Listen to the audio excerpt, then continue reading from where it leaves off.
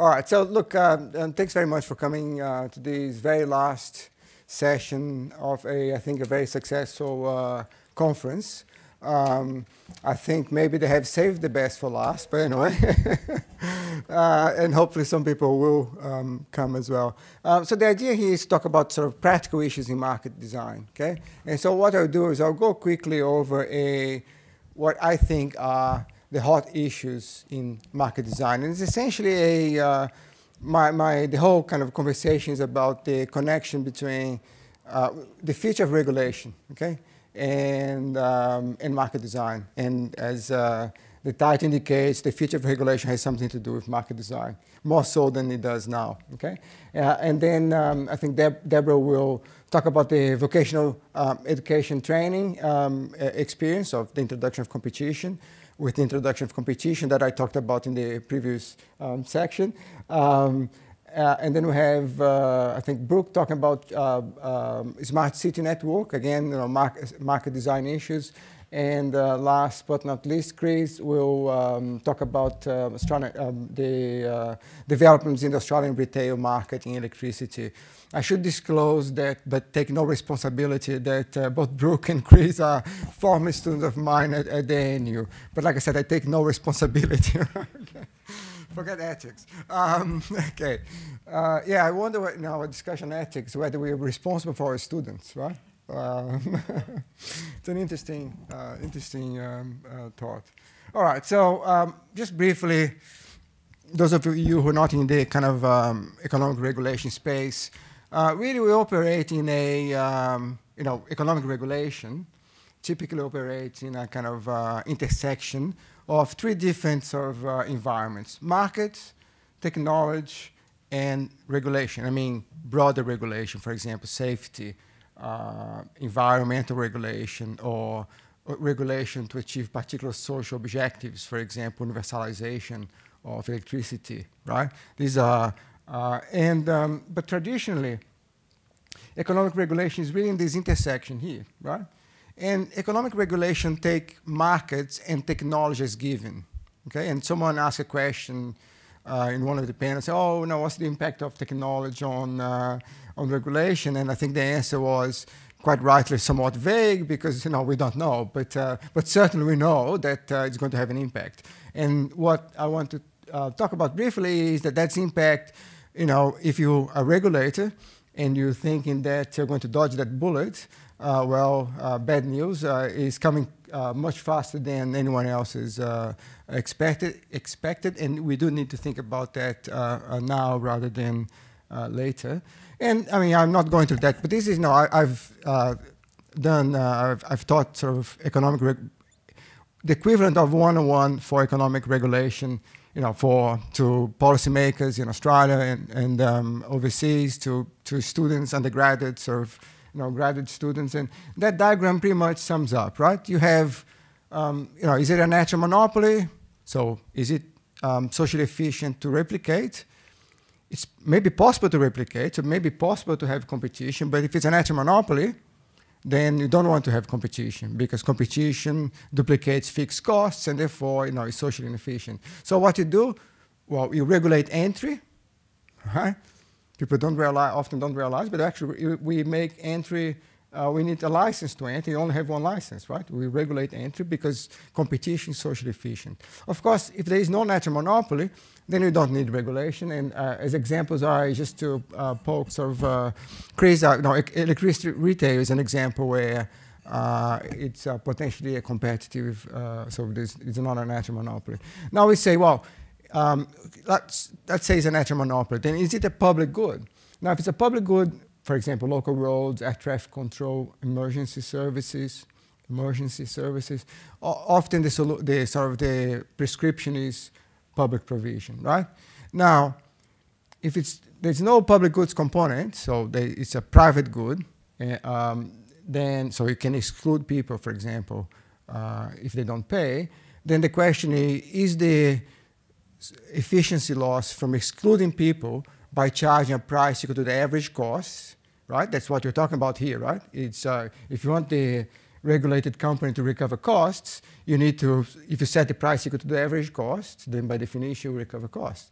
But if by doing so, you exclude people, and the dead weight loss of excluding people is high, then typically you have public provision as well, or private provision of subsidies, right? And that is local. So this is kind of public transport, education, health. Now, the numbers, for example, for public transport in Brisbane, do you know percentage of operating costs that TransLink recovers? Does anyone here? TransLink is our operator of the local, the public transport. Does anyone here know what the percentage, I'm not talking about capital costs, operating costs, that TransLink, 20%. And I mean, say, oh, put the price up, or if put the price up, even less people are going to use it. So it's not a solution. It's really, like I said, public provision or some kind of private provision of subsidies. Okay.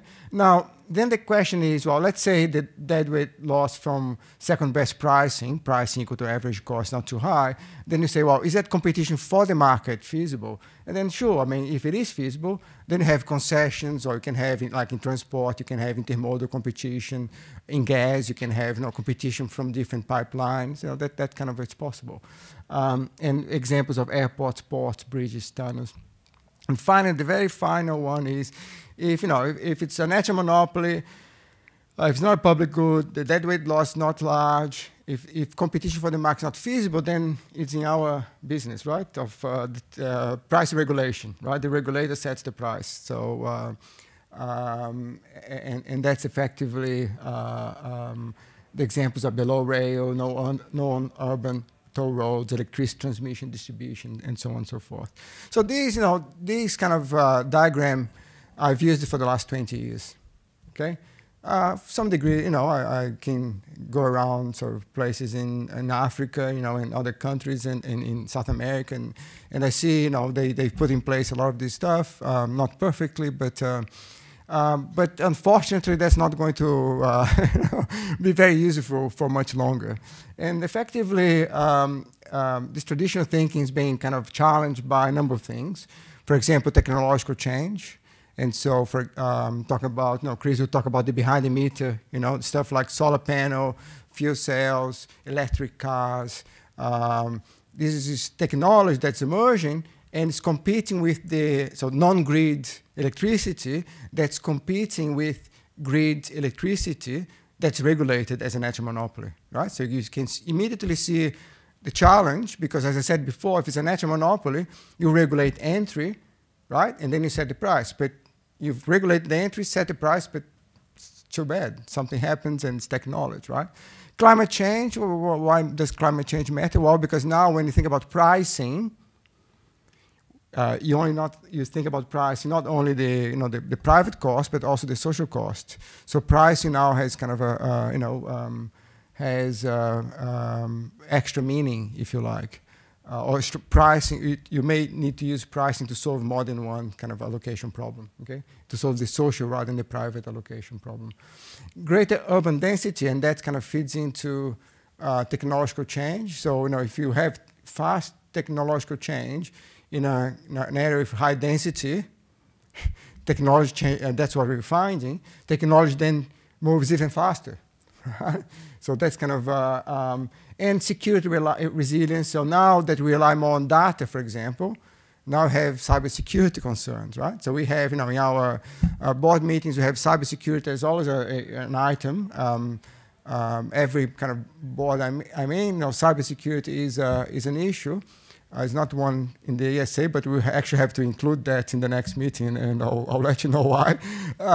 So no, it's become an issue. So it's not only security of supply in the sense of, or also climate change, more storms, etc., more severe weather, also has kind of challenges this issue of security and resilience. And that's true across energy, water, transport, communications. And so very briefly, these two examples. Distributed energy resources, and this is things like, for example, demand response, distributed generation, distributed storage, and end-use energy efficiency. Like I said, the system as we have now, the electricity system we have, is kind of based on a synchronous centralized system. As we move from that synchronous centralized system that worked very well for a very long period of time to a more decentralized system, I mean, no one knows how to do that, right? You know, they're kind of, it's in some sense a market design problem. I mean, are we going to retain the existing model where retailers are really the intermediaries? Or we're going to let other people, I mean, I'll tell you my concern. I mean, I don't want anyone collecting data about my usage and then selling on that data to someone else so that they can explore me. Do you see the problem? I mean, it makes very little sense. I'm generating the data, so I want to keep it, right? Because if someone else is going to buy that data, it's going to buy that data to make money off me. I'd rather make the money myself. So anyway, so there's all these issues on you know, how you're going to, in this particular case, how non-grid competition, how we're going to incorporate that into, and big, that in that have the issue of how you incorporate renewables, which are in terms, you know, the sun, you only get solar energy when there's sun, right? And wind when the wind blows, right? And so how we incorporate that to make sure that you have a reliable, secure, and so this is kind of, again, driven by technology. Why? Because the economics of coal have come down and the economics of renewables have gone up in a very fast way, right? So it's a challenge number one. And my second one is driverless cars, though they might be a bit, you know, DERs, they exist now, right? So distributed energy resources, it's, you know, it's anyone's game, right? I mean, it's there.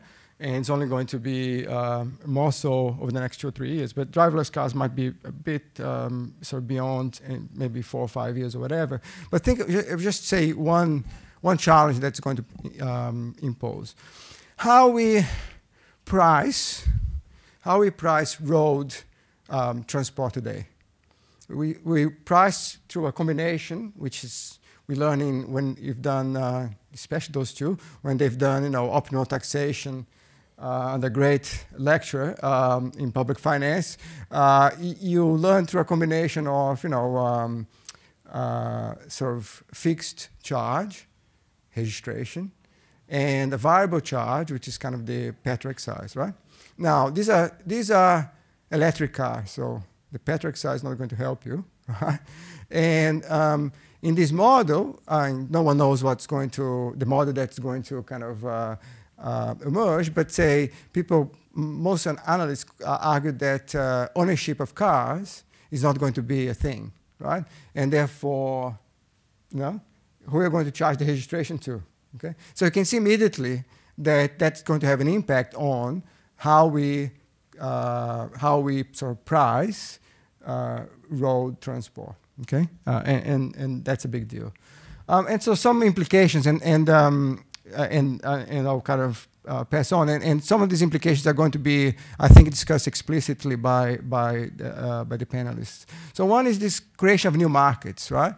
So this technology allows you to create new markets for short trips or behind-the-meter services. And how you go about creating these markets? Is there, you know, for example, in the US, because in the US there's no distinction between in electricity between the distribution company and retailer, right? The distribution company has the kind of retailing monopolist, if you like, monopoly. Some states have mandated that there's no vertical integration. So these are already happening in DER, right? So these are already happening that kind of governments are intervening and trying to kind of design in setting the market structure, right?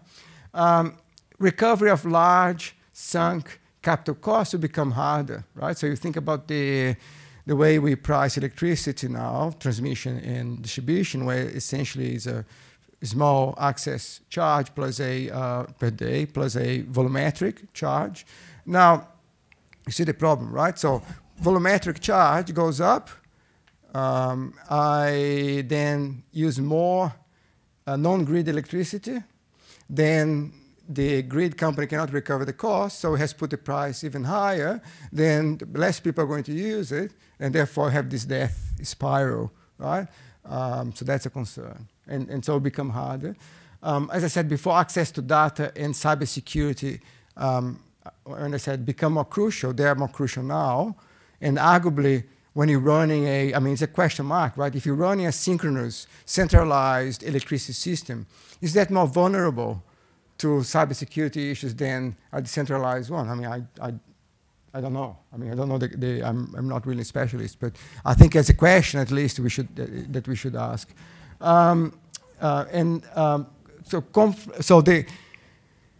My first slide, I had sort of a region there for non-economic regulation, right? So this is safety, environmental, social objectives, and so on.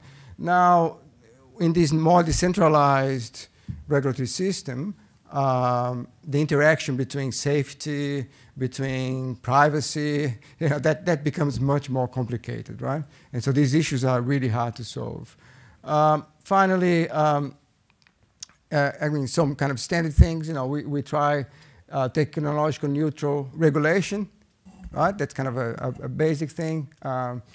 But the reality is that, in a short period of time, we had the South Australian government doing something, the Queensland government doing something, the Liberal Party promoting clean coal, and Turnbull with the hydro. So we had lots of non-market sort of solutions, which may be fine, but remember, there is already a market. And whatever you do, and more importantly, even expectations, as we know, move that market, right? Impact on decisions in that market. So that's, again a challenge. Again, the issue of pricing to account for social, that's congestion, emissions, and private costs. So kind of this is, again, a big task. And the idea that, price regulation needs to provide incentives for quality and innovation while retaining incentives for cost reduction. So this is a challenge that we have now.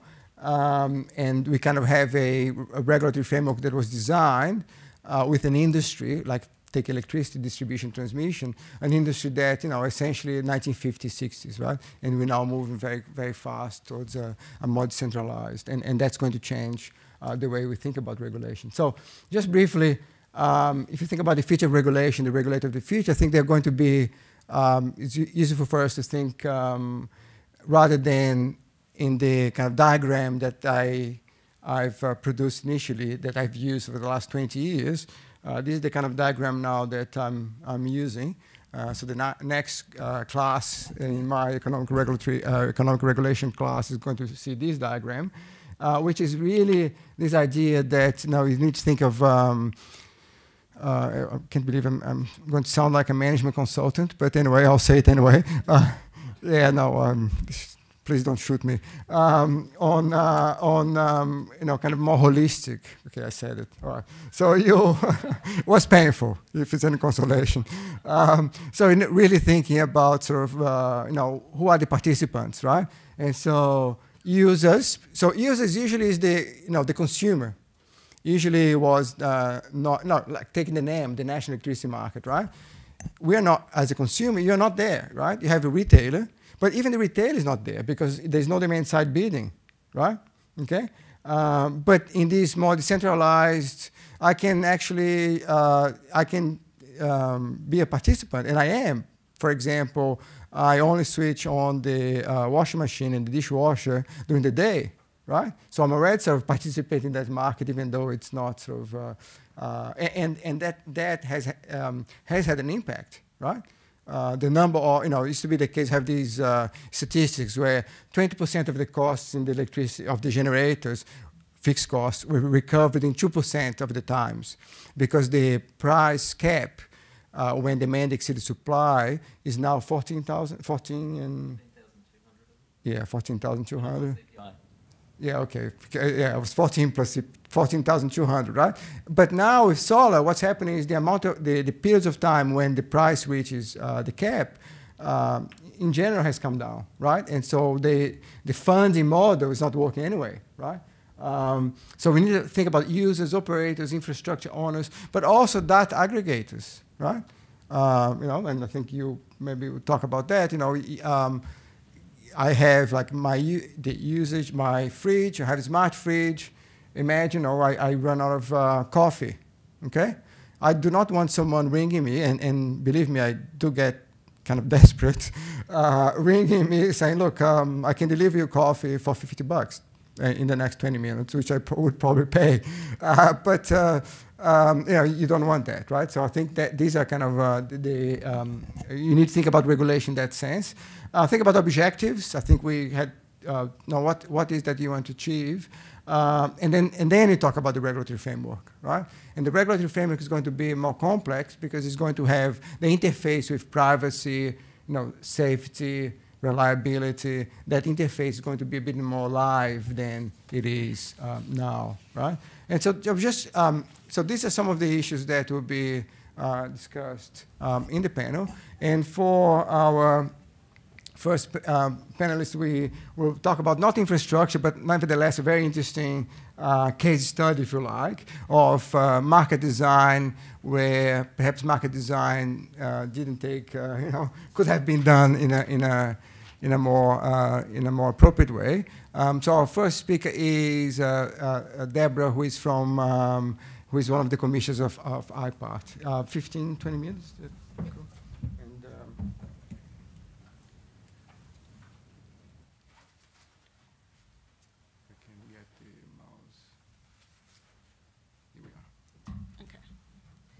Much, and I'll come down here so I don't step off the edge of the stage sometimes through the presentation. Today I don't plan on talking about what the solutions are. I'm planning to talk about the problem. And I'm planning to talk about the problem because unless we really understand what the problem is, we're never going to get the right answer. So, sorry, I'll just give you this so it gets recorded. Oh. If that's all right. I'll talk. Yeah, sorry. I'll end up dropping something. Okay, so the issue is that when we kind of get to particularly social policy markets and social service type markets, when you're starting to talk about let's have more competition, let's introduce choice, there usually is a common theme about where we've got to in those markets on why we end up in that conversation. And it's usually that nobody's happy. With the government's saying it's costing too much, the service providers are saying that our funding's been squeezed and we can't provide services, the users are complaining about the quality of what they've got. And usually often what you've got is you ended up with standardised services that are unresponsive to the needs of the users. You've got no innovation in the market. You've got people doing things the same way that they've been doing them for a long time. You end up focused more on the convenience of the service for the service providers and for the funders and doing things in the same formula rather than responding to the need of the users. And you've got your providers saying, well, we've crunched our funding. We can no longer provide a service to the people in a way that they need it. And you get a whole lot of people complaining that you're getting fewer people being served by poorer quality services. So it's not surprising that over time you start to get these problems emerging. And why are you getting it? Well, you've got a situation where you're coming from the government controlling all aspects of the market. They set the price, they set the quality, they control entry, they control eligibility. And what happens in that type of market, particularly when you've got a single body trying to predict what the whole of the market needs right across the board, you end up that your providers lose sight of the customers. They get focused on their relationship with the funder, not their relationship with the customer. You get the clients that have little to say, and just on that, a good example perhaps is regional bus services. You've got about less than 5% of the fare box contributes to the revenue of regional bus services in New South Wales. The services are all set by agreement with the government. Now, it's not surprising that when 5% of your revenue comes from your customers and 95% comes from your funder, who are you going to be looking at serving when you're trying to work out how to run your business? You're going to be focused on the government, not on the people hopping on the bus. Your clients have very little say about what happens in the service, and in some cases they're just really glad to be getting a service. There are 60,000 people on the waiting list for public housing. If you reject more than the second or third house that you're offered, you go back to the bottom of the waiting list. You're going to be very grateful to get into the system, and the system's not going to be very responsive to your needs when there are big waiting lists and you're presented with a take it or leave it scenario. You end up with quality regulation that's ill-defined and often really doesn't focus on the outcomes. We test the quality of our schools by the quality of what's taught, not by how much is learnt.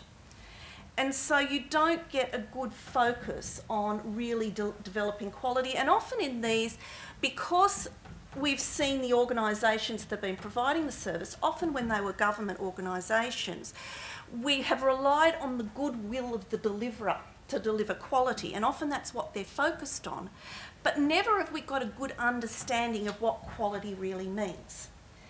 And so you end up with this sort of set of problems which gives you, what I was talking before, an unresponsive market.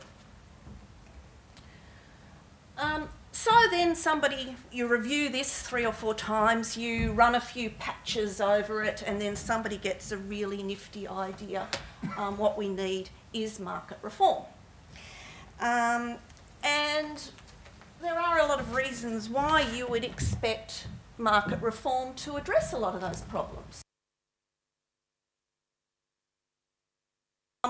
Client focused, and we want things to better meet the client's needs. We want more choice, and we want greater recognition of what individual clients and individual consumers want. We want more efficient services that cost less to deliver, and we want innovation, and markets are good at all of that stuff. So what do? We build a market. We manage all the flack that comes from change and disrupting things, and then we wait for the good things to happen. And guess what? All of a sudden, bad stuff happens. And then there's got a whole lot of I told you so's, and the government and the service providers and the policy people all end up in damage control. Now, all of those risks should have been evident when you started the process. And I might just go through, there are a lot of characteristics around those markets that make those challenges pretty much inevitable. And let's just talk about vocational education and training, because I think it's a good example of how evident some of the problems should be. So in Victoria, there was a move in 2008 to introduce market reform into the vet services. The forms were introduced for some really good objectives. They wanted to increase the number of people in training, and they wanted the skills to better match the needs of the students and businesses. They wanted the system to engage more effectively with the students and the businesses, and make it easier for people to navigate. They wanted to respond to the changing needs of industry and technological change and be able to adapt quickly to training to get a really good skilled workforce that was able to deliver. And they wanted to get a culture of lifelong learning so that people continually upgraded their skills, they just didn't study and then stop. And the market is a really good way to deliver a whole lot of those things. So what did they do? They introduced an entitlement system so that a broad range of students had eligibility for training.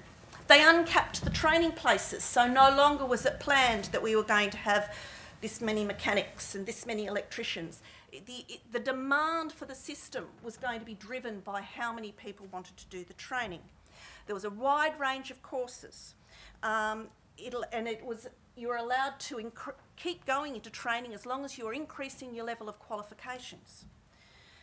The TAFE providers were initially paid a higher rate. That changed later, and as a result of that, there was a significant drop-off in the number of students going through this TAFE system. And the market was fully contestable, private and public RTOs, and it didn't matter. As long as you met the standards, whether you were public or private, you could get government-funded training places. And there was a lot more flexibility in course fees. All seemingly quite good, sensible things. At the same time, or very soon after, there was changes at the Commonwealth level with the funding for students. And so Commonwealth introduced student loans to vocational education and training. Initially, there was a higher education style loan. It was targeted at students initially that were moving from vet into the higher education sector. And because Victoria had opened up their market to private providers, their students were allowed to access this loan. That scheme developed, and in 2012 it was expanded even further. Some other of the states came in because they also agreed to open up their markets, and it was the link between vet and higher education was reduced because there was an idea that, well, all students should be able to undertake training and access these loans. And then bad stuff happened. Now, what sort of things happen? And I'm not going to go into a blow-by-blow description of the problems because I think most people have heard about them. But the cost of the system blew out much more than they expected. So when the Victorian government introduced the plan, they expected that they would get about 172,000 extra students. They got almost double that.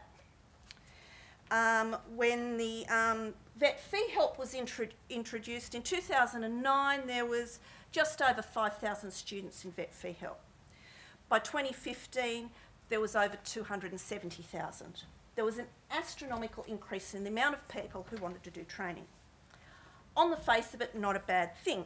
But the trouble was the training really wasn't matching the needs of either the students or industry. There was a 76% growth in training, but there was only a 40% increase in the growth in specialised qualifications, one of the things that they really wanted to stimulate through opening up the market. There was a similar growth in courses where there was skills shortage. It was about 81% growth, but it's still not that much bigger than the overall growth in the market, even though skill shortages was an area where they were really expecting the market would drive increase in demand and increase in service provision. The courses the number of people taking courses that were considered to have poor vocational outcomes was quite high. About 31% of the courses were in those sorts of courses. And the employers were also really dissatisfied with the quality of the training.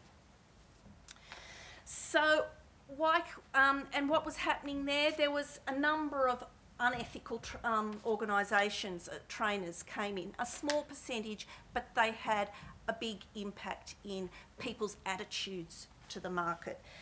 And they were doing things like enrolling students in courses when the students didn't have the skills to complete the course, and they were enrolling students in online courses that the students never even started, let alone completed, and those sorts of things. The consequences for students in this were high. When you've got an entitlement system that says to get your next level of entitlement, you have to study a higher level of course than what you had studied before, you actually need to make good choices. So if you study your certificate level 2 and you do the wrong course, you can't go back and do a certificate level 2 in the right course. You have to go to the certificate level 3 in order to get a government subsidised place. So the consequences for people were high, and the consequences for people were high in a market where you're really trying to bridge the gap for a lot of people who have fallen out of the education system earlier on. Vet's kind of seen as the last hope for a lot of people who had trouble when they were struggling through high school. So if it doesn't quite work here, you've kind of lost students altogether. Now, as I said before, some of this should be really obvious, and the fact that it happened is not a surprise. There are a lot of characteristics about these markets across the board which mean that you could anticipate these sorts of problems. Price signals are weak. Anything that you've got a government subsidy in, you've already broken down the relationship between people choosing the price of something that reflects their private cost. And then so you've got a subsidy in there to reflect a public benefit or a social policy, but getting that subsidy right to really be a close to match to that is very difficult. So you've got a loose price signal. In the case of VET, we just took it away altogether, because you had a combination of a government subsidised course and then a deferred loan from the Commonwealth to fund the rest of the course. So there was no price signal at all. There was funding in the system tends to be averaged, and it's averaged across courses, or it's averaged off a particular disadvantaged cohort. And what that means, for example, in the case to hard to educate students, you've got a distribution of the cost of educating hard to educate students, and you fund people at the average. Sensibly, you make those subsidies available to everyone. Surprise, surprise, the profit-motivated institutions target all the people who are very cheap to fund in that curve, and you've left with the public providers with a much greater proportion of the much higher cost students. Now, that might not be a problem if you fund it to set your funding to recognise that, but if you don't, then you're going to end up with a problem. You've also got in a lot of these markets things that people purchase very infrequently, so that you've got one go at getting it right. Not only have you only got one go at getting it right, you don't know whether you've got it right till after you've finished your course. So you've got an experience good that's an infrequent purchase, and you've got a whole lot of unsophisticated consumers, because a lot of them are kids just out of school who didn't do as well as they'd hoped. So that then means that getting good choice is quite difficult in these markets. And then on top of that, you often have a lot of CSOs in these markets which have just been delivered over time because the government providers have been doing it that way, but they're not very well recognised and they're not funded, but if they're not delivered, everybody yells very, very loudly. So, surprise, surprise, those things cause some problems. And what that means is that market design in these sorts of markets is really critical. Care is needed to make sure that you do it right. Now, I'm actually pro-reform in these areas. I think that the market has quite a lot to offer. The story of what was happening in these markets beforehand is not a good one. There were a lot of problems. But the stakes are high, and you can't underestimate the complexity and the difficulty of getting it right. Market design is critical, and it also, you need to be able to manage the implementation. We have a tendency in a lot of policy to do a lot of design work up front and then think things are set and forget. And particularly in these areas of high complexity, other stuff can happen along the way. When the VET market was initially designed, there wasn't known that the Commonwealth would change the VET fee help arrangements, and they exacerbated a lot of the problems. So you need to be on top of the game throughout the process to make sure that what's coming out is what you expected and that you can manage that process. And that was all for me. I think if you guys agree, let's just leave the questions to the very end. Okay. So our next speaker is Brooke, and I'll just get his slides up. Cool. All right, thanks, Flavio. And thank you all for maintaining your endurance and stamina right through to the end of the conference. It's recognised, and I appreciate that, and I hope you get a few drinks afterwards. Thank you, great presentation to precede that, and it certainly rings a lot of bells and makes me have a few little nightmares, because I was fortunate enough, and in fact I'm very proud to have led the ACT government's Uber reforms, which then of course provided impetus and a direction and a template almost for the rest of Australia. So I'll be high-fiving myself when I have Uber Eats tonight in Canberra, and I hope you can spare a thought for me when you do the same. Oh, okay, so look, I'm going to quickly go through some smart city stuff. It's a buzzword at the moment, plenty of momentum behind that as well, and of course with the federal government getting behind it, everyone's talking smart cities, and lo and behold, there's a lot of cool economics that we can do in this space as well. We might use this one instead so we can actually go through it. Okay, I'm also going to be drawing a little bit on the Winston Churchill Memorial Trust, which I was fortunate enough to go on last year, travel around the world to see all good and great things in smart and digital cities. And for those of you who are interested, just Google Brooke Dixon Churchill Fellow and you can read all about what's happening around the world on that front. I was fortunate enough to go to Europe, Asia, North and South America, and you'll notice that I also managed to make it to Lima, which was a little bit off the beaten track and had nothing to do with the fact that it's close to Machu Picchu. Maybe a little bit to do with that, but they're also doing cool things when it comes to smart cities there, including things like checking out shipping containers, taking them to schools so that kids can engage with technology.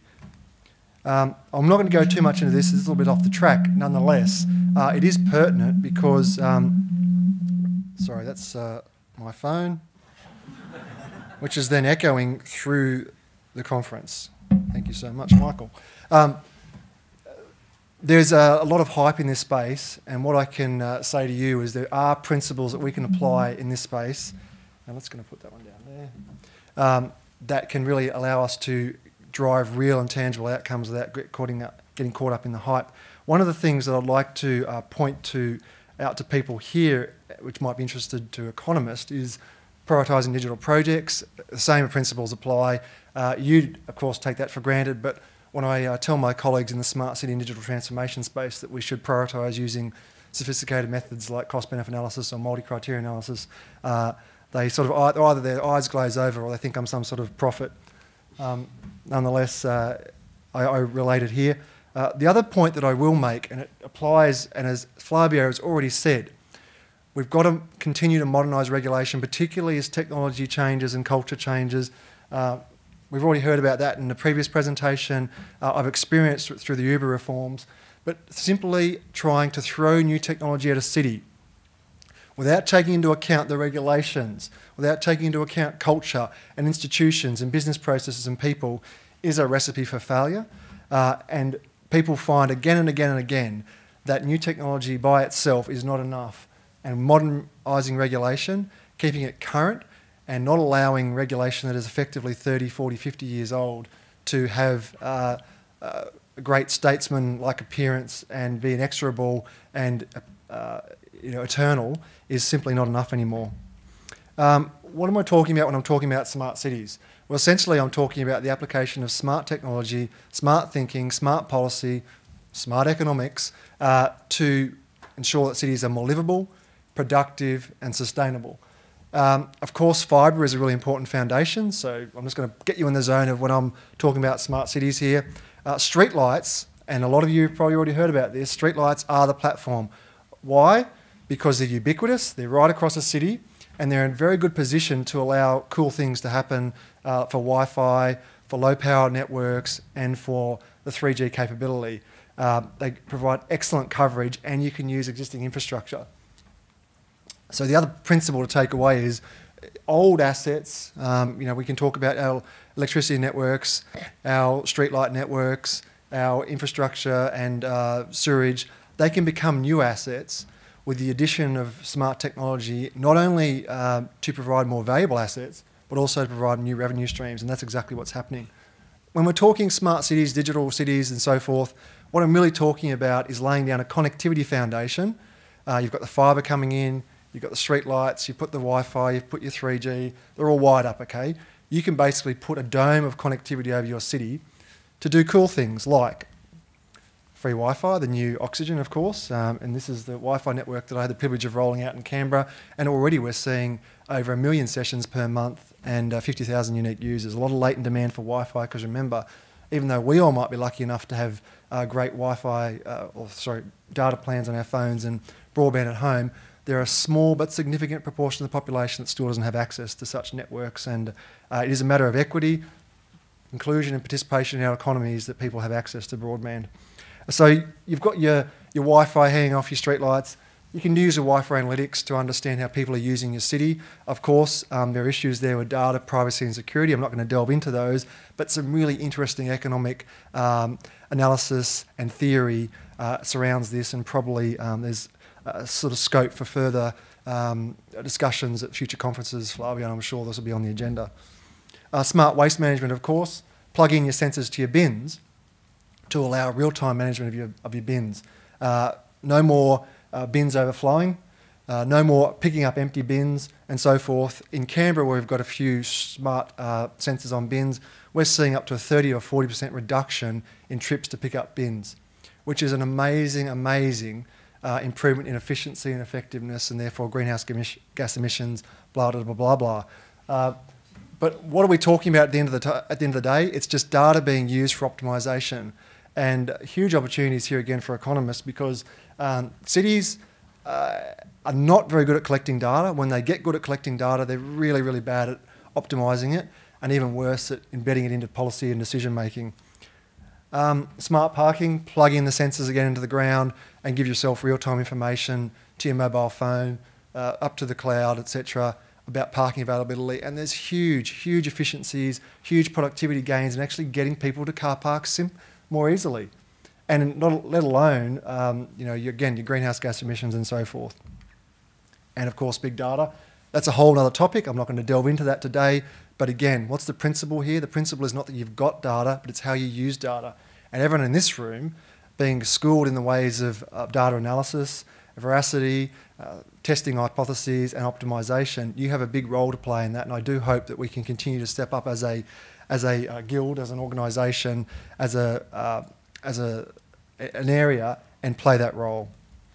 Of course, once you've got that dome of connectivity right across your city, you can plug in things like environmental sensors and smart irrigation, etc., which really, really can improve your efficiency of your water use. And I've also got the smart water meters and electricity meters there, of course, which Chris can tell us more about. As a smart city advocate, I just say, get it done. And Chris will probably say, well, there's a whole lot of reasons why that can't happen.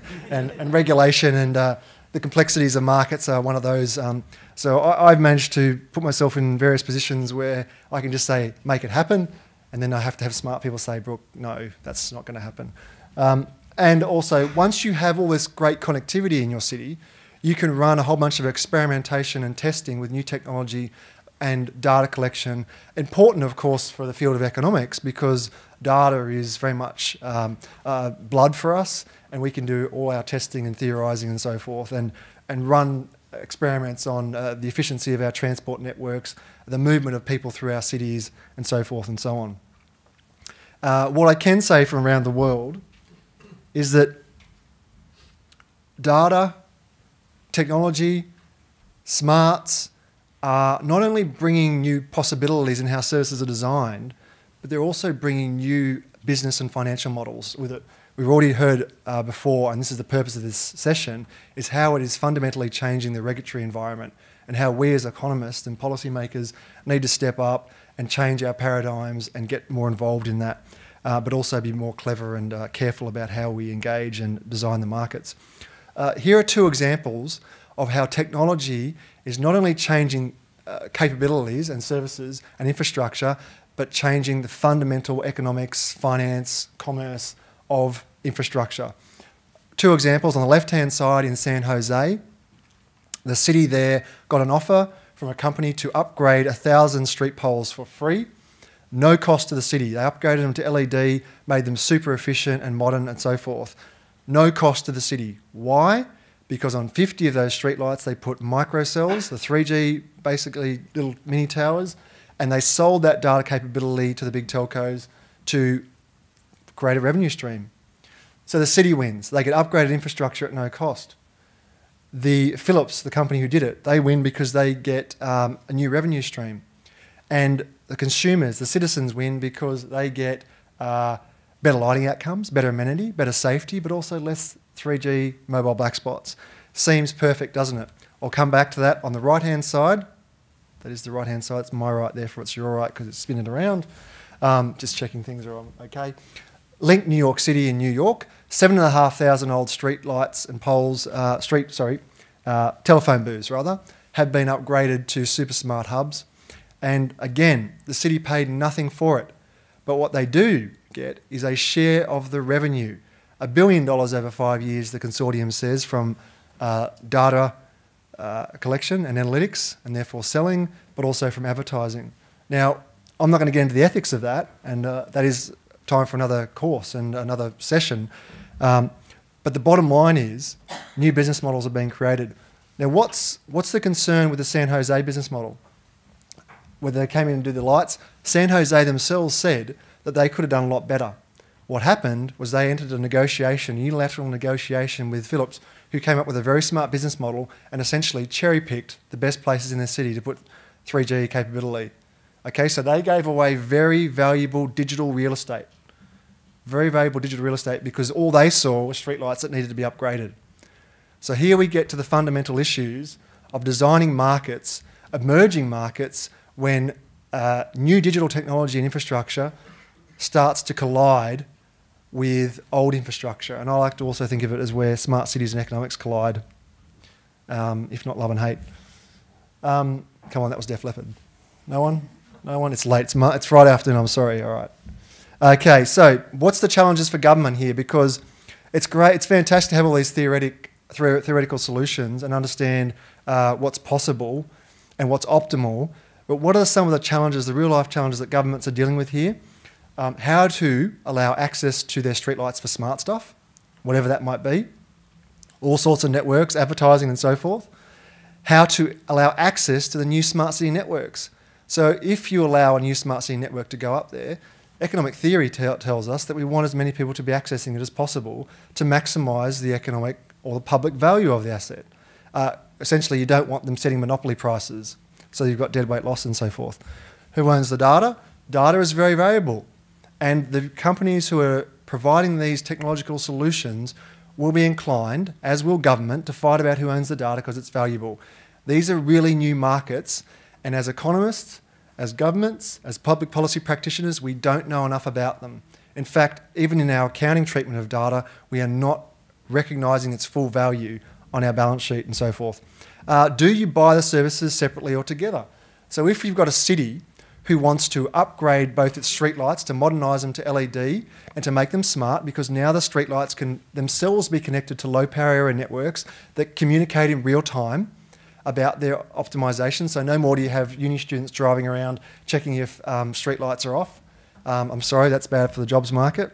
Although, I mean, in this room, of course, you can understand there's compensating differentials and all sorts of things like that. So do you buy it together or separately? Do you buy the network and the smart lighting together, or do you buy it separately? That's a real issue for government because procurement processes are expensive. They're time consuming. Once you've got a mandate to go through a procurement process and you've got funding, God, you better throw as much in there as possible because you mightn't get the chance again. So these just are not theoretical issues. These are practical issues that we're dealing with, real life issues. Determining value. How do you determine the value of the access to the streetlights and the access to the network when these are only emerging in Australia? They're more common, I should say, in America and Europe. They are getting a better value of what these assets and these access rights are worth. But in Australia, how do we determine it? Maximise revenue or public value. As government, of course, so the textbooks tell us we should maximise public value. But again, there are budget constraints, and this relates to the next point, which make it very, very alluring and tempting for government employees and government themselves to maximise revenue, because how else the hell are you going to fund smart city initiatives? Okay, these are the trade-offs you have to weigh up. It's not simply a matter of let's maximise public value and just assume that we have this loose budget constraint. Often, maximising public value would be, maximising the revenue of these systems is the only way you're going to get to fund them. So we're talking about constrained optimisation, of course. Managing risks, of course, there's delivery risk for government, there's political risk. These are all risks that need to be managed and need to be embedded in the market design process. We are not living in a vacuum, we're not living in a laboratory, we're not living in a textbook. Market design needs to reflect reality. And that's where we get to when I'm talking about my little example of market design. And this is based on a real life example, which when I was in AC government, we looked at the ability to not only modernise street lighting right across the city, 80,000 streetlights to LEDs, and we can talk about all the money and economics behind that, the energy performance contracts, which are a terrific way of upgrading streetlights. But at the same time, we knew that if it's smart street lighting, we want to have some sort of network that they can talk to each other and talk back to home base and up to the cloud and this way and that way. So why not include a smart city network at the same time? Here are some of the market design issues. And I should say that I am drawing very heavily, in fact, almost exclusively on the work of a person who's sitting in the front row here, Professor Flavio Menezes, who did some work on this front here. Some of the market design issues, and this is the last slide, colleagues, and we'll jump over to Chris. There's the opportunity to use separate contracts. You don't have to put them together because it is very unlikely, that the most efficient operator for a street lighting network isn't the same most efficient operator for a smart city network, okay? It's not that controversial, I wouldn't think. But we've got people throwing things around the back. No, I don't agree. Okay, so why would you put them together? At the same time, you have to consider, is this price only or there are other factors? So price only is it's very attractive when you can have a clear product and it's very easy to discern and to define. In this case, because there's lots of variation in geographic coverage, in quality of service and the technology, you can't really use very easily a price only mechanism. You do have to consider other factors. So again, that makes the market design more complex. There are options such as combinatorial bidding, where you can open the market up to tenders for both the streetlights themselves, the smart city networks themselves, or combination. And you start to see by revelation of the bidding strategies and the bids that come back, whether there are synergies or economies of scale or externalities that can be best accounted for by partnership or by separation. Okay? I should just say, going back to the separate contracts, you can make sure in your tender design process, market design process, I'm using those terms interchangeably here, you can make sure that the tenderers, they provide information about how they would interconnect, interoperate, integrate with the various different networks. Commercially neutral access, this just relates to my point previously that we do want to maximise the economic value where possible of these networks, and we want to make sure that if someone has the access rights to access the streetlights, to put up a smart city network, they are not using their market power to disallow other people from accessing that network, be they telecommunications companies, researchers, or local community members. Okay. So there's a couple of options here. Do we regulate and enforce to allow access? That's an option. Of course, it's always an option. You can always do that. But as we know, there are costs to that. And of course, it's open to gaming as well. Or alternatively, can you incentivise the provision of free access or commercially neutral access through some sort of pricing mechanism and revelation process through the tender itself, where you have fixed price plus percentage of revenue that not only gives the incentive for those who are tendering to open up access so they can recover some of those fixed costs, but also to deal with the uncertainty in this emerging market for both the tenderer themselves and the government of not knowing the value of the market by allowing a percentage of revenue, of sharing of revenue essentially. So if the market's going bananas, then they can share equally the revenue or whatever the percentages that they decide through the tender process. And if moving forward is actually, it's a bust, it's a total bust because technology has changed really quickly, there's no skin off their nose. The idea of this is to reduce risk through the tender process so you get less risk premium in the bidding process. And finally, of course, you can always address some of these market design characteristics, the risks and the uncertainty through to the design of your contract itself, including issues of duration and dispute resolution and the horizon for the contract and what the arrangements are in 5 years' time when the contract's finished and you don't want to give all the power to the incumbent. These are some of the parameters. I'd invite you to read the vast literature of Flavio Menezes in terms of market design and regulation to get more of a detailed understanding, but I just wanted to introduce you to it today, how it applies to the smart city space, and I'd welcome further commentary and chatting on LinkedIn or otherwise, and thank you so much for your time today.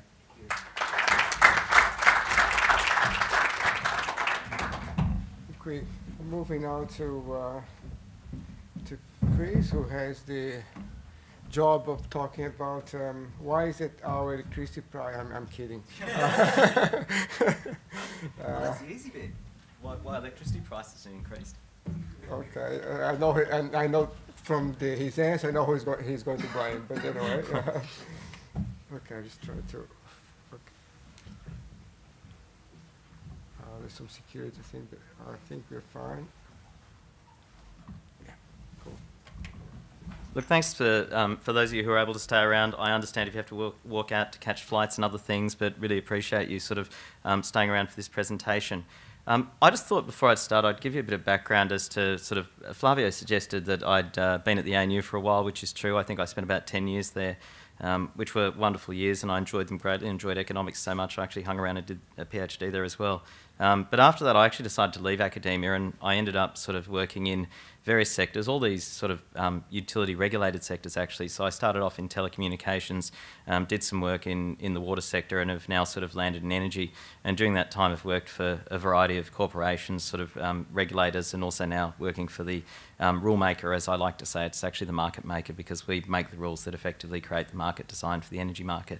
A lot of what's been said today and by previous speakers sort of rings true, and I was actually just reflecting on a number of the comments that were made and a number of the things that were said earlier, and Flavio talked about this issue around decentralised energy. And before I go down that path, and I will sort of cover it in the talk today, I did actually sort of wonder whether or not there aren't already models out there. So my experience in the telecommunications sector, you know, one of the things that happened was you had the very sort of prescriptively regulated telecommunications market, and then what happened was the internet came along, and the internet was something that just evolved from a decentralised approach. So I wonder if there isn't something that we can't take out of that, because what you found was that telecommunications ultimately sort of ended up adopting a lot of the technologies that were in the internet over time, and that convergence seems to have worked reasonably successfully, although some might sort of suggest that maybe the NBN hasn't quite delivered the benefits that were anticipated at the time when it was envisaged. Just in terms of some of the comments that Brooke made around old assets, I thought they were fascinating. Old assets sort of being used to actually provide new technologies. Again, I'm going back to my experience in working for Sydney Water, that one of the things I'd never appreciated was that a lot of the networks that deliver water in Australia are actually gravity-fed, and in particular around Sydney. And so what happens is they have these hills and sites, and they have water travelling down. Now what it turns out is those sites are actually fantastic for mobile towers. Now the issue there, which is interesting, is that this is a regulatory issue, which Deborah, you might be able to deal with sort of shortly, given your sort of role now with IPART. But there's a question about how do you actually deal with what are ostensibly going to be unregulated revenues, because you're effectively using a regulated asset to provide services to consumers, but now you're using it for unregulated revenues. And there are some revenue sharing arrangements around that, but that then detracts from the business case, so you may not get the mobile coverage, which may be sort of socially beneficial if that you don't have the right regulations in place. And then I was just reflecting when the issue of mobile towers on street lamps got raised. I actually remember that issue arising when I was working for the regulator, because one of my reflections there was that it was actually really good for coverage and these microsites were excellent. But then the question was raised by a number of parties saying, actually, these agreements between the telcos and the you couldn't actually share that infrastructure. So a lot of base stations, you have multiple users on the site, but when you actually had it for a street lamp, you could only ever put one microsite. So was it actually did you actually get to a point where you were advantaging one telecommunications provider that could actually get into that agreement with the streetlights? So there are all these really fascinating issues of market design when you start to look at these sort of new business models, these opportunities, and there's all these questions about, well, how does regulation adapt and how does rules adapt to actually deal with some of these new business models? But with that, I thought I will talk about developments in the retail electricity markets. I thought I'd talk about recent events, and the recent events, it's probably all bad news, as you would have seen in the news. Everyone's just talking about all these prices that are about to go up. Well, I'd like to sort of say, yes, they're going up at the moment, and your bill in September is likely to be a bit sort of difficult, but nevertheless, I want to be able to explain why that's been happening, because it doesn't necessarily signal that there's an issue with competition actually in the retail market. I then want to talk about actually some of the things that have been happening in the retail market and the evolution. And it's a mixture of both technology, what's actually happening on the consumer side, but it's also about what the retail providers are doing. And there are traditional retail providers doing things, but there are also these non-traditional providers coming in, and people who are able to actually take advantage of the technology. And it's turning out that consumers are more and more interested in that technology, and with higher prices and a greater ability to manage your usage through technologies, it's not surprising that consumers may be more and more willing to sort of undertake those sort of products.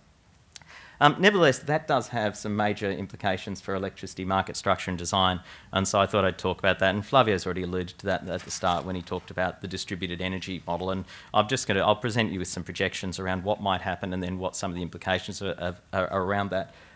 As Brooke suggested, that it's very easy to say we should do these things, and then the questions are, what are the rules that you actually need in place and what are the regulations? Because a lot of these issues that we're dealing with at the moment, where the technology is there, there's actually a question around, well, how do you actually transition?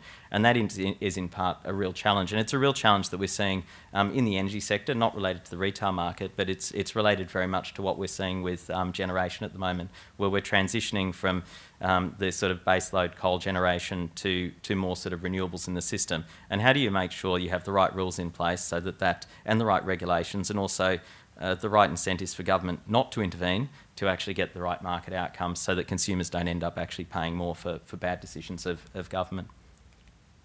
Just in terms of the recent events, yes, prices have increased. And look, this is just some analysis that we've been doing internally, just looking at what would happen to the representative consumer across various states and various networks. So what you're seeing is increases in bills for the big three that have been announced, which are in the order of sort of that 15 to 20% mark in South Australia and New South Wales, and some sort of price rises as well in Queensland, slightly less.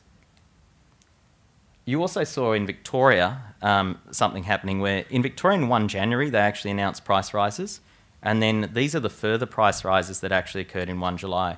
What was really interesting about this was that none of the big three who have generation assets had to actually announced any price increases, but it was all the second tiers who were relying very much on contracts and not able to actually have access to their own generation assets that were having to increase their prices by a lot. So there was actually a major increase on top of the 10% that was happening in Victoria.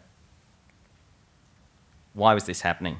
Well, it's actually a really obvious thing, and when we were looking at this sort of in terms of what was happening to the wholesale costs, it all has to do with what's been happening to the futures contracts. These are the contracts which underlie what retailers, the fact that a retailer is able to offer you a contract for 1 year at a certain price is because they're managing the risk around what is a very volatile spot market for wholesale energy. And what they do is they typically enter into contracts. Now, what happened with contracts was that these increased, as you see, from 1 July across 3 of the states. It was around that $60 mark, $90 mark. By around April, it had gone to well over $100 and $150 in one of the states. So what you saw is that wholesale costs, they are approximately a third of the residential customer bills. They were increasing by 50 to 150%. So that's the reason why you're getting these price increases. Now, what's the reason for the wholesale market actually having these increasing costs? Well, it's probably a combination of I'd say 3 things. One, it's you've had all this generator retirement. You've had a lot of capacity actually going out of the system, around about 4,000 sort of megawatts since 2014-15. On top of that, you've had a lot of increases in terms of gas prices and uncertainty around gas supply. And gas is actually one of the major fuels to actually for electricity generation. And then finally, and it's probably the big issue, and it will be the bigger issue in terms of pricing of electricity in the future, and what happens and whether or not there's that upward sort of pressure on prices. And I did say, because with the last session, I'd say something controversial. It's a lack of an emissions policy at the moment. And even though there is an emissions policy in place, it's not an emissions policy that actually properly integrates with the energy market. So what you've got at the moment is what I'd say, it was an industry assistance scheme through the Renewable Energy Target, which is effectively subsidising a form of technology rather than allowing the market to actually determine what's best. And it's created a lot of distortions in terms of contracts, which actually then feeds into potentially creating problems in the retail market, because as you've seen from the previous slide, all those second-tier retailers who are being affected by large price increases, they're the ones who actually are most exposed in terms of the contracts. Now, what's disturbing about that is they're actually some of the retailers who are bringing that competitive pressure to market and also bringing some of the innovation to market that we're seeing at the moment. So since I've given you the bad news and potentially the bad future, I thought I'd talk about, well, what are the good things that are actually happening? Because I think we get lost in terms of if we just look at that. We are actually in a retail market that's evolving. we're seeing a lot of new technologies, and a lot of new technologies are starting to play out in terms of the offers that we're seeing in the market at the moment. You've got smart meters, which actually allow for information. While Flavia does have some privacy concerns around this, and there are issues in terms of privacy of information, it does mean you can get better information, and potentially you might see retailers actually doing the sorts of things that you see in the telco market, where they effectively have packages which are designed for the type of consumption patterns you have. At the moment, there's not a lot of that goes on in the electricity market and the retail market.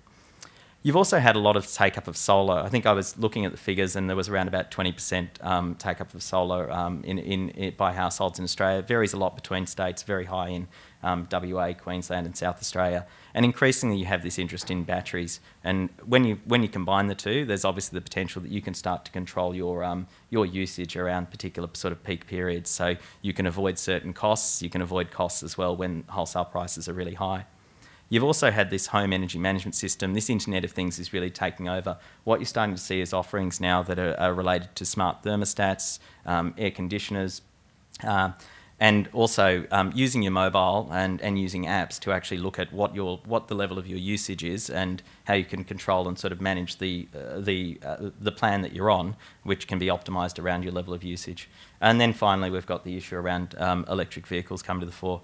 So you've got all these new technologies, but you've also got changing consumer preferences occurring with it.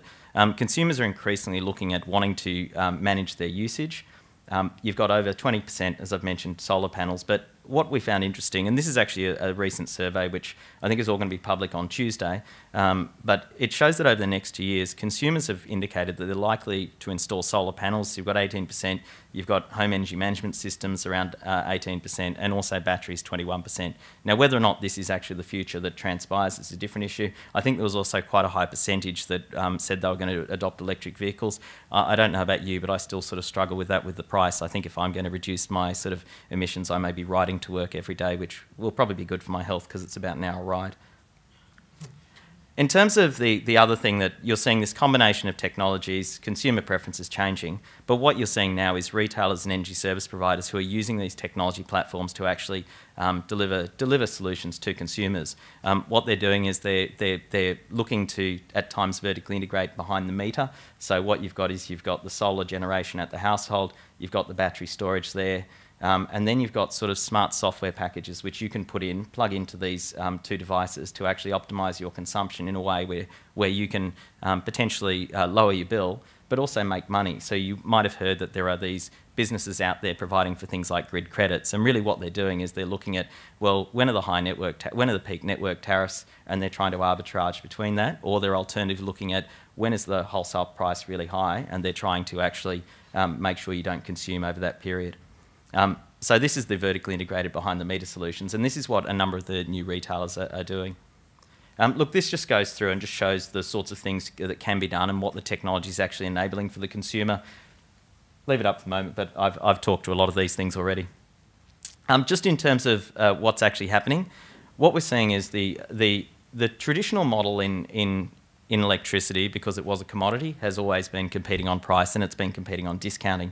But what we've seen increasingly is this emerging value-added product and services competition which is coming.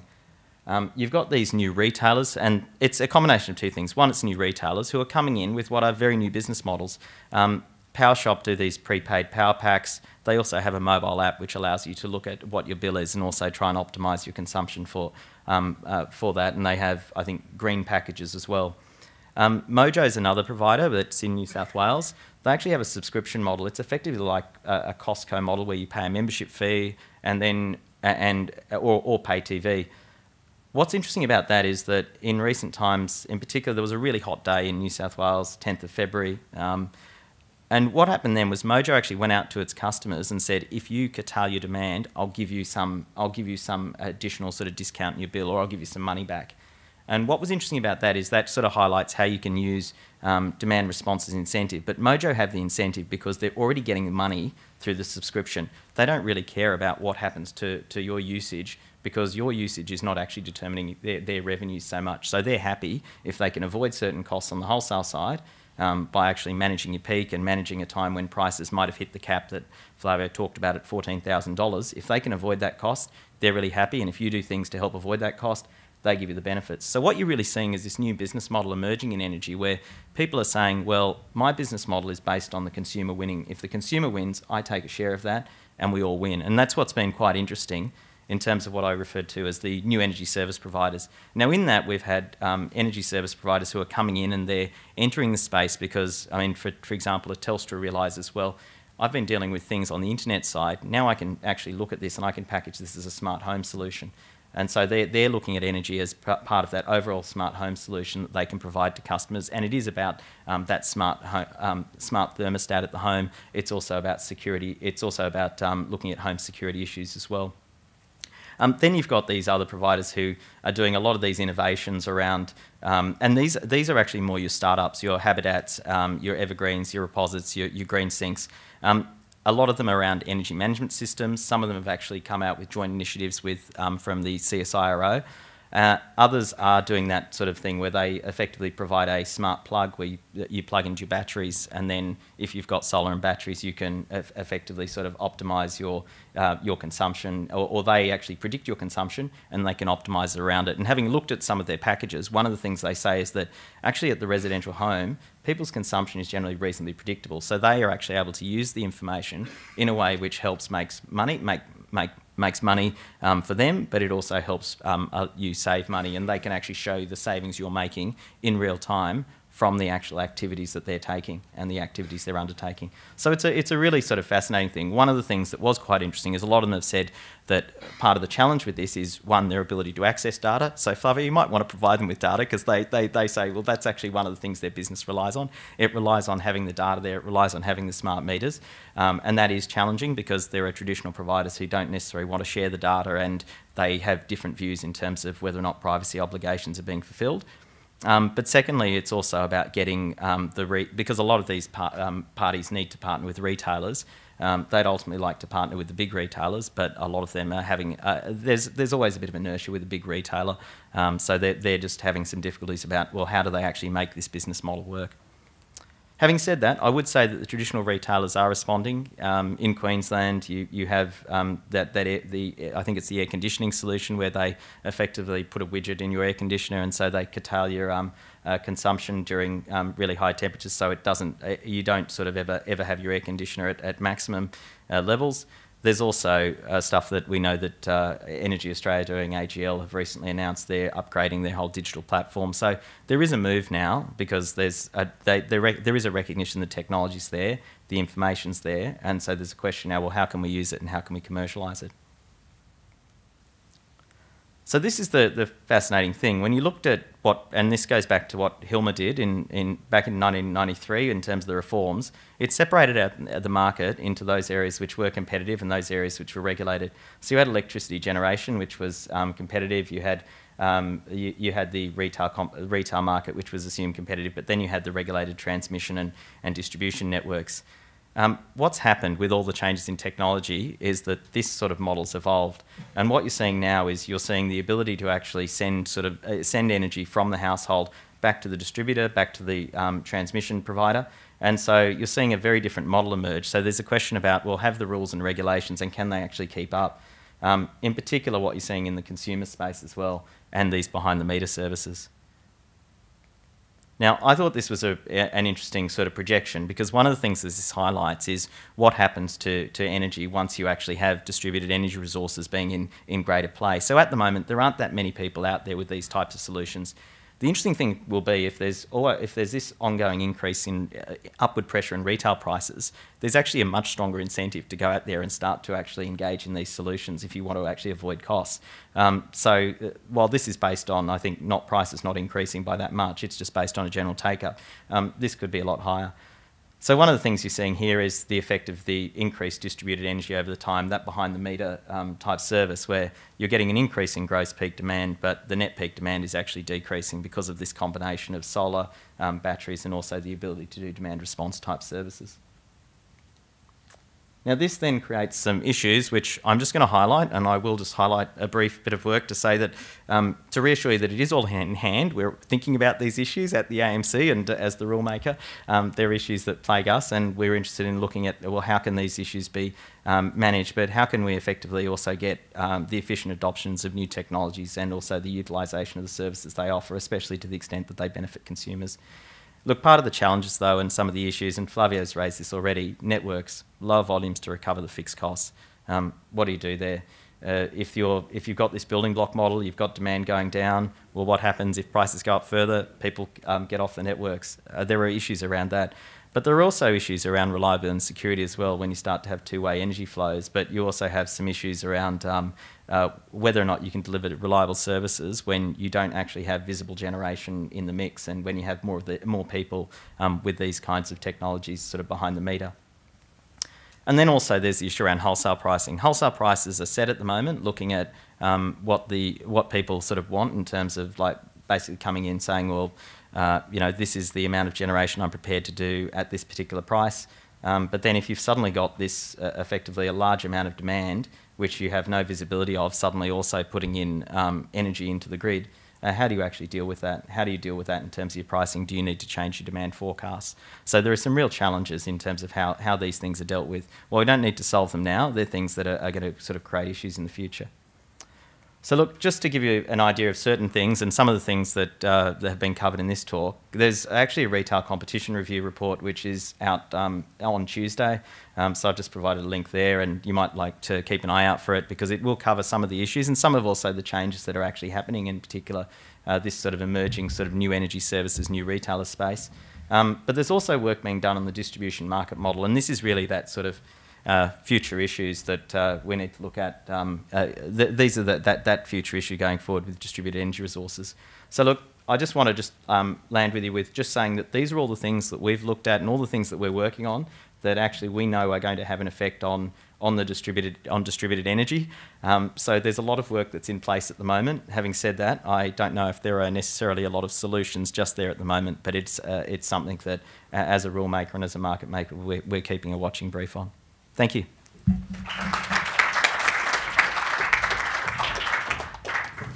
Conscious of the time, so maybe a couple of questions.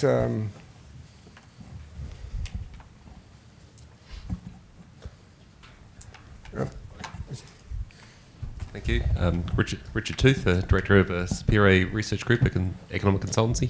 One of the factors I see with technology is we've got this lowering of cost of metering and monitoring, which then changes the need for some types of regulation. I always love using the water example, where we didn't used to meter water. So during a drought, we had one option, which was impose restrictions. Then we stuck in water meters for other reasons and pricing. And then the drought came along, and what we do, we go to the bottom drawer and pull out the drought manual, which says use restrictions, and no one thought of just changing the mix of prices so the usage prices go up, the fixed prices go down. This is a general trend where lowering metering and monitoring costs means that we can now sort of, the fundamental reason is for regulation is kind of changing. And sort of see that certainly in electricity. I'm not sure how that applies so much to the example Deborah looked at, but I just wonder, how do we manage with this thing when the fundamental change of fundamental technology will change the fundamental reason for regulation? Anyone? No? That's not an easy one. Look, I mean, one of the things I didn't go into is that there were. Yeah, I think that, I mean, ultimately the rules do need to adapt to where the technology is going and where consumer preferences are going as well. So I don't know if I have an answer to the question you've got. I think it's something that I've been really conscious of in terms of both working for a business that was involved in a technology business where it was clear the regulations were designed for voice services, not the type of IP services that were occurring. I think that the regulators, the frameworks I found were generally okay to a point, but then it was how they regulated particular services and service descriptions and those things needed to change. So I always found the framework was generally sound. There were little tweaks that needed to be made. So I don't know if that answers your question, but... Yeah, I worry there's big things that need to change. And how do we get there? Well, I think it's, in the end, that is the transition path, because the thing is, these technologies are there, but you're not seeing a huge takeoff at the moment. I mean, that distributed energy example that I gave, where you have this high gross sort of peak demand and very low sort of net peak demand. That's not going to happen overnight, but it will happen. I think it will happen if distributed energy resources take up the way people are forecasting. I think it's about understanding when the regulations need to change and when the rules potentially need to change, rather than sort of looking, and I think that is actually something that regulators and rule makers do need to do. They need to have a view of the future, not necessarily, and I think it's about coming up with a regime, because you can't predict the future. I mean, that's the issue. But what you can do is have a set of regulations and a framework that's resilient to all possible futures of the world. So I think that's the way that I find that we as a rule maker and previously working for a regulator, that we need to think about particular issues. It's about, well, what can deal with, if you look at the potential futures, what regulatory framework provides for a level of flexibility so that the market can adapt and doesn't prevent that adaptation to the extent that it's beneficial as well, ultimately for consumers. Deborah, do you want to? Yeah, I agree totally with that, and I think there are two fundamental things. One is to have a really good understanding of why you're regulating this to start with, so that you're not just doing the old things because they're all the things you've always done. And so when those problems emerge, you can come back to achieving the outcomes rather than delivering the regulation. And then having sufficient flexibility in your regulation that you're not actually picking paths, you're picking outcomes. Yeah, I mean, the difficulty is the machinery, right? And once you have that machinery, anyway, sorry. Greg Conlon from the Department of Employment, and my question's to you, Deborah, and that's that from a layperson's perspective, it looked as though there were even more problems with vocational education and training, including too many people being trained in the wrong things, such as lots of personal fitness trainers. So is that layperson's understanding correct, and has it been rectified? Or is there still too many of them being trained? There's actually a lot more complication in that question than it probably appears. So my 31% of courses that people didn't see leading to a good vocational outcome, I wouldn't be at all surprised, I don't know for sure, but I suspect your personal trainers may have been in that group. So is that a problem? Now, if people choose to be trained as personal trainers, and a lot of them want to do that, then from an economist's perspective, first of all, it appears that perhaps it's not a problem. But the government was funding those courses. So the question for your policy is that something that we want to subsidise?